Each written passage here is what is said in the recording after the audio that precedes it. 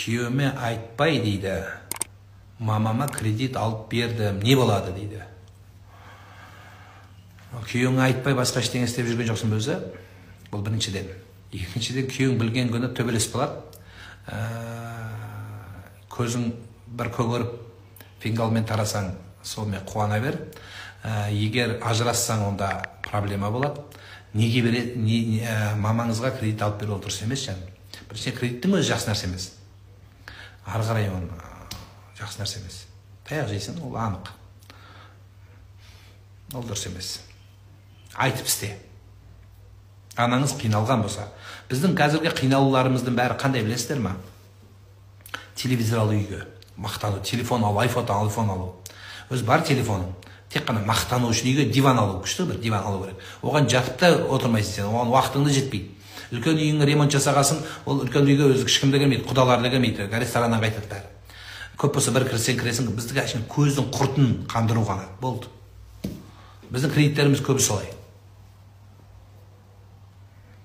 Мақтану, көзге көріну, дараңбай, даңғазақ азақ басқа ештеңе жоқ. Күйеуімнің ақшасын қалжыңдап басқа киімнің қалтасына тығып қойған едім. Ол мені ұрыға шығарды. Сенбедім, маған жай қалжың екеніне дейді. Дұрыс. Әр нәрсені өзін жөнімен, адамды, семьяны бұзатын осы дүние болады. Пайғамбарымыз саллаллаху алейхи ва саллям бекер айтпаған, әр үмметтің бәлесі болады, менің үмметім бәлесі дүние болады. Сондықтан дұрыс ойнайтын нәрсе екен. Еркек өзі әрең дүниесін тапса, сіз оны тықсаңыз, ол не сөз ол?